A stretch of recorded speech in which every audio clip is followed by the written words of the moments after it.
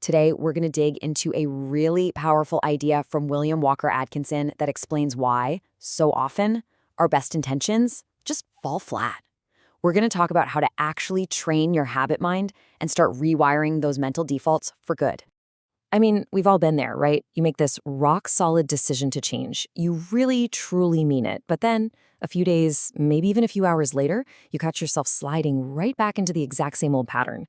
It's so frustrating, and it's easy to think it's just a lack of willpower. But what if it's not about willpower at all? What if it's about an invisible architect that's running the show inside your mind?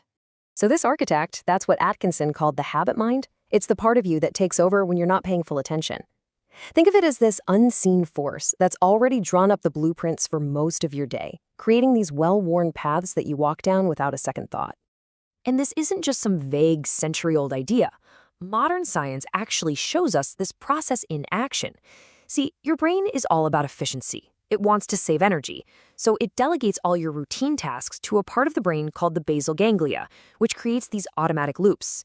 Your habit mind, then, is basically your brain's natural, energy-saving autopilot system. Atkinson had this brilliant, simple way to explain it. He said to think of your mind like a fresh sheet of paper. Once you fold it and make it crease, it will always have a tendency to fold along that exact same crease again. Every time you repeat an action, you're just deepening that mental crease. You're creating a path of least resistance, and naturally, your thoughts and actions are just going to flow right down it. Now, this brings us to the number one reason we fail when we try to change. When we're trying to create a new crease in that paper, we have to be so careful about this one little trap that can undo everything.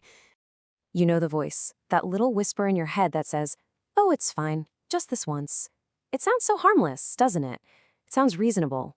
But I'm telling you, when you're trying to form a new habit, that phrasing is the single most dangerous temptation you will face. It's the siren song for all good resolutions. And here's why it's so bad. Giving in just once is way more than just a single slip-up. It's like driving a wedge into your new habit. It actively works against that new crease you're trying to form, and instead it reinforces the old one. It literally splits your new resolution apart before it can ever become solid. Every time you resist that urge, the new crease gets stronger. But every time you give in, the old one wins. So if avoiding that trap is our defense, what's our offense? How do we actually create that new crease successfully from the get-go? Well, it all comes down to how you start.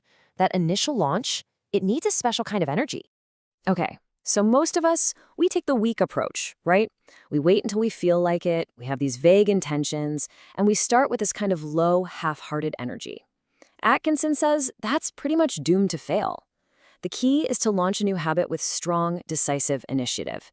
You act immediately, and you act with enthusiasm. You want to make a powerful first impression on your own mind. You don't wait around for motivation to strike, you create it with your action. You know, this isn't just some dusty old wisdom. The author James Clear has a great modern take that fits perfectly here. He says we don't rise to the level of our goals, we fall to the level of our systems. And launching with strong initiative, well, that's the first step in building a reliable system, one that works whether you're feeling inspired or not. And that brings us to the really crucial part. How do we close that gap between having a good idea and, actually doing it? This is the exact spot where most of us get stuck. We have the resolution, we have the intention, but we just can't seem to act on it consistently. Modern psychology gives us a fantastic tool for this, and it's called an implementation intention. It's a really practical way to apply Atkinson's advice.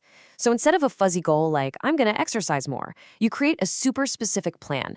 You use this format. If X happens, then I will do Y. What this does is it preloads your decision. Your environment becomes the trigger, which means your action is no longer depending on your mood.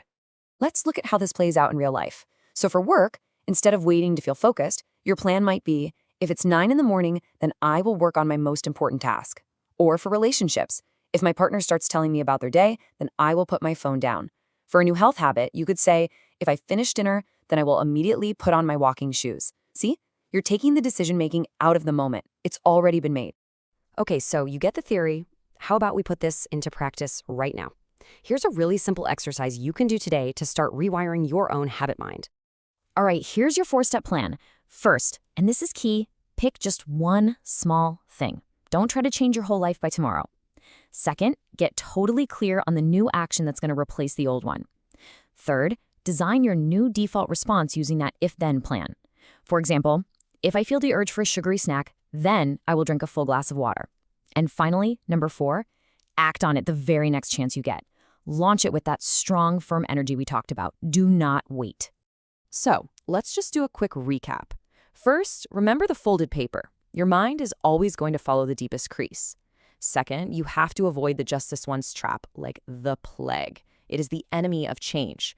Third, launch any new habit with strong, decisive energy. And finally, use the simple if-then plans to close the gap between your good intentions and your real-world actions. So, training the habit mind is the foundation, but what's the fuel for all this? Well, in our next explainer, we're going to get into the secret of the will itself, how to strengthen it and turn it into a tool you can rely on. You can find it and this whole series right in the playlist. I'll see you there.